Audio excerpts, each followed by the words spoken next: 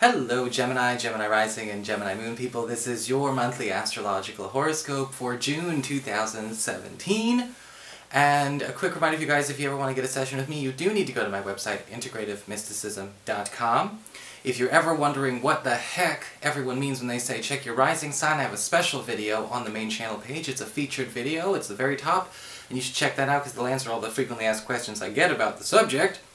And a special announcement going on here on the 10th of June at 2 p.m. Eastern Standard Time, US and Canada, 11 a.m. Pacific Standard Time, US and Canada. You'll have to convert the rest yourself. I'm actually going to be appearing on Nadiya Shah's channel for an interview. We're going to be talking all about astrology, tarot, spirituality, and all that kind of fun stuff. If you want to check it out, I suggest you mark it on your calendars. I'm sure you all know who Nadiya Shah is. She's a very popular and very fabulous astrologer herself. And of course I'll put a link to her channel in the down bar below for more info and details on that. So what is going on with the month of June for all of you? And I need glasses for this because I gotta read my list. Read my stuffs. Now this is one of those months where a lot of planetary energy is eventually going to group up. Okay, you know, I've always talked about that. It happens. You know, every 2 or 3 months planetary energies group up. And this is all going to be centering on your earned income sector, which is what I'm sure a lot of you Gemini people are going to love. And it all starts on the 4th of the month. Okay, we've got Mars moving into your earned income sector where he will be all the way up until the end of July. And whenever Mars goes into a financial sector, whether it is our, second house, 6th house, 10th house, we tend to see opportunities for massive overtime and massive extra. Mars rewards labor. Okay, so this might not necessarily be the easy money, but it does pay out big.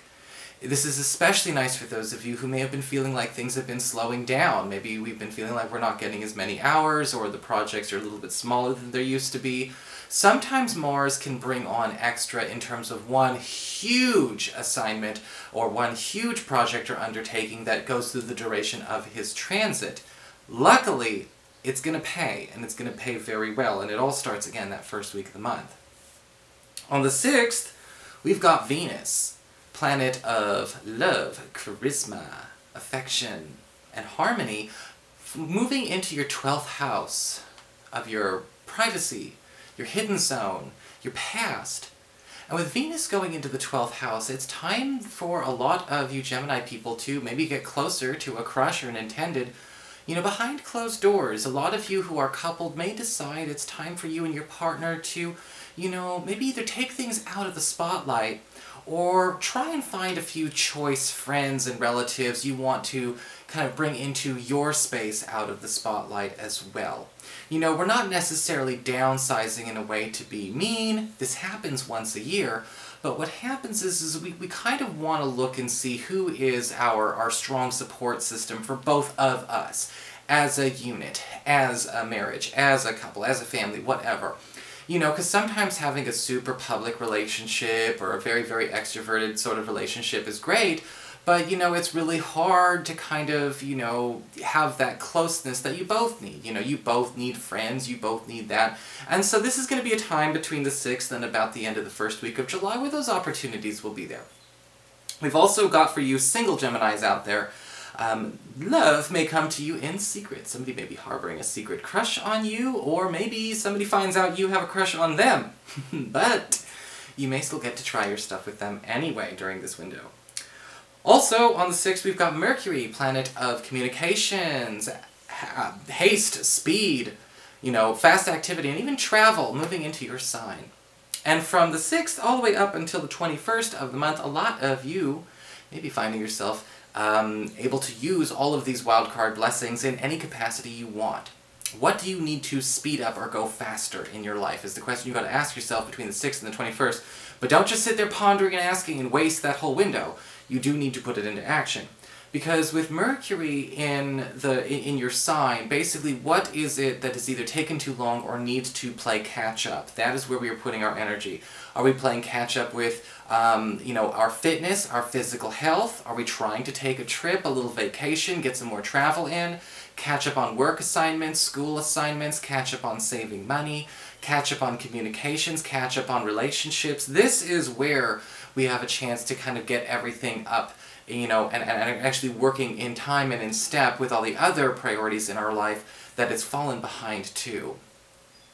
On the 9th of the month, we've got a full moon in Sagittarius in your 7th house of committed partnerships and your closest one-on-one relationships. So this could be your boyfriend, girlfriend, your husband, wife, your BFF, your business partner, or even your roommate. And when we see a full moon in Sagittarius, what tends to happen for a lot of you Gemini people is there is an opportunity to culminate this relationship in some way. Whether it is cemented, make it serious, make it official, or make something official, or to overcome a big obstacle together.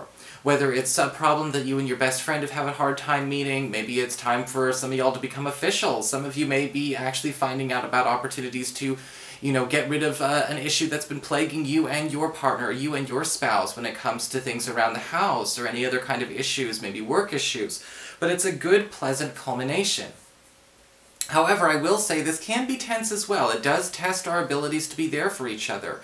You know, because sometimes, when you have one-on-one relationships and there's a problem, somebody leans on the other person to make everything okay. But you guys got to know how to prop each other up during the energy of this full moon and have nobody let the other one down by crumbling. And that's going to be going on again between the 9th and the 23rd. You make it through, you'll make it stronger. We also have Jupiter going direct in your 5th house of love, romance, and your relationships with your kids on this same day. And that's why I'm very optimistic about this being an easy moon. Because with Jupiter going direct, we tend to expand on an idea or a romantic dream or a dream that we've had with our children that we never got a chance to do. Something was cooked up, something that we were trying to get it done, but it kind of felt like it was just not as big as it could be. Maybe we were trying to make do with less during the retrograde. Maybe we were feeling like there wasn't a way to do that, and and everything else at the same time. And Jupiter direct is kind of building on that initial dream, that initial ideal, whether it was helping a child of yours go to the school they want to go to, or maybe just an activity for you guys to bond and get closer over. Maybe it's a special kind of adventure or a special kind of business or dream idea that you and your partner wanted to start together. With Jupiter going direct from now all the way up until October, we finally get a chance to see that come into play and come to being. This is also time again for a lot of you single Geminis to have more than just one option when it comes to your romantic life. When Jupiter's direct, when it rains, it pours. So, you're gonna have a lot of options. It might seem like too much of a good thing every once in a while, but they coming. On the 16th, we've got Neptune turning retrograde in Pisces, in your 10th house of career, where he will basically be retrograde all the way up until November. So it's a long retrograde, it happens every year. Now, Neptune retrograde's not a bad retrograde. Okay, Neptune retrograde is basically when we lose our illusions, our delusions. What we need to see about something that we're not seeing, or what we need to stop believing that is not true. And a lot of this is happening with our career. So we're taking off the rose-colored glasses, we're taking off the tunnel vision goggles, we're putting on the X-ray specs when it comes to career. And over the next 5 months, a lot of you may be finding out that there are some loopholes to exploit in order to promote yourself or grow on the job. There may be actually opportunities that you are finding out that are not made public. A lot of work opportunities for those of you looking for new jobs, looking to get hired and all of those things, are going to happen before jobs are even formally posted. So you may be noticing recruiters or hiring managers or HR representatives, things like that, actually spilling the beans for you to take advantage of. Don't wait for them to get posted to apply. You may find out again about promotional opportunities you can exploit, conversations you can have ahead of the game at work. However, at the same time, some of you may be noticing that some of the best opportunities are out there and away from where you are, because the truth may be revealed that you do need to make the choice to seek better elsewhere, and it's okay to do that as well during this time. On the 21st, now we're really going to get back to what I talked about in the very beginning. Where I said everything's going to be grouping up. It begins on the 21st. We've got the Sun and Mercury both moving into your earned income sector, your 2nd house Cancer, where they will be up until about the 2nd or 3rd week of July, and then on the 23rd we've got a new moon in Cancer in that very same spot, that very same earned income sector. And so there's a lot happening here with how are we going to get, you know, how are we going to fatten the wallets of the Gemini people. Because the sun is talking about not only recovery, but we're talking about how do we get more out, you know, a bigger yield out of the work that we're doing. Okay, how do we start to actually get the most that our experience, that our resume, our training, our education can do. And Mercury is trying to speed up how fast we are earning everything, how much we're getting paid out. And the new moon is giving us a new job opportunity or a new income source to have that happen extremely quickly. So you've got to keep an open mind, because with all of these things happening all at once, and a lot of these energies, again, it's last week of June, first couple of weeks of July, you know, sometimes we get hit with a lot of opportunities. We get hit with a lot of, you know, I don't want to say choice, because I don't want to be that astrologer who says we're making choices, because everyone makes choices. But I want to make it a point of saying, like, everything is a commitment when it comes to these opportunities that are coming your way, and I kind of feel like there is a new job in store even for people who aren't even looking for that right now.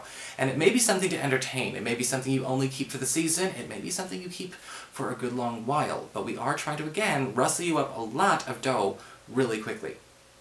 So that is your horoscope, Gemini. I hope you enjoyed it. If you did, please like, share, and subscribe. You know I appreciate it.